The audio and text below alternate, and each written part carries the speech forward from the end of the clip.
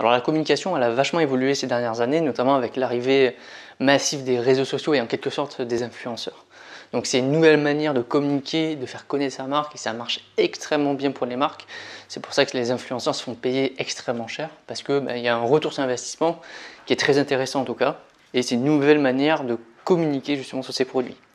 Donc pourquoi est-ce qu'on utilise déjà les réseaux sociaux pour une entreprise pour communiquer? Déjà ça va nous permettre d'augmenter du trafic sur son site et de travailler son référencement.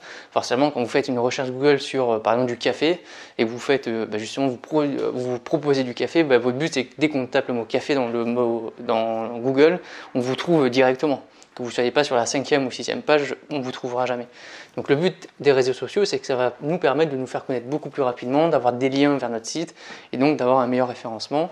On va pouvoir mettre en avant sur les réseaux sociaux nos différentes valeurs de l'entreprise, souvent des valeurs plutôt éthiques et de responsabilité sociétale des entreprises, ça se fait beaucoup. On va gagner en visibilité, donc bien sûr qu'aujourd'hui avec la multiplication des concurrents, donc des enseignes, de la concurrence énorme, notamment avec l'arrivée aussi d'Internet en plus. Donc le consommateur il a le choix entre beaucoup d'enseignes, que ce soit en physique ou en virtuel. Et les réseaux sociaux, ça permet d'avoir une certaine récurrence de la présence d'une entreprise, c'est-à-dire qu'elle va recevoir des notifications de l'entreprise et tiens, elle va se rappeler qu'elle avait déjà acheté un produit chez eux et que c'était plutôt bien. Ou tiens, que c'est une pub de café par exemple, c'est vrai que bientôt je vais être à court de café, pourquoi pas, je vais acheter tout de suite.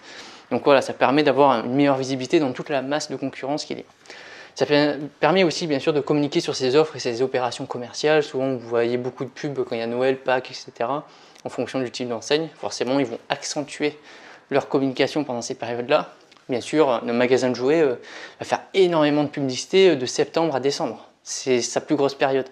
Donc voilà, adapté en fonction du type d'enseigne. Ça permet bien sûr les réseaux sociaux pour une entreprise à interagir avec justement les clients en créant des sondages, en ayant les avis des clients, en ayant des idées des fois en commentaire, et d'où l'intérêt d'avoir un bon community manager qui va gérer vos réseaux sociaux. Ça permet aussi d'identifier rapidement une anomalie sur un produit grâce à des avis bien sûr des clients, et donc ça va permettre de rapidement, en ayant un retour direct par les réseaux sociaux, d'apporter justement une réponse à ce dysfonctionnement. Donc, comment est-ce qu'on va pouvoir mesurer la performance d'une stratégie digitale de publicité sur les réseaux sociaux? Déjà, on va pouvoir mesurer ces performances des réseaux sociaux à la taille de la communauté justement de l'entreprise.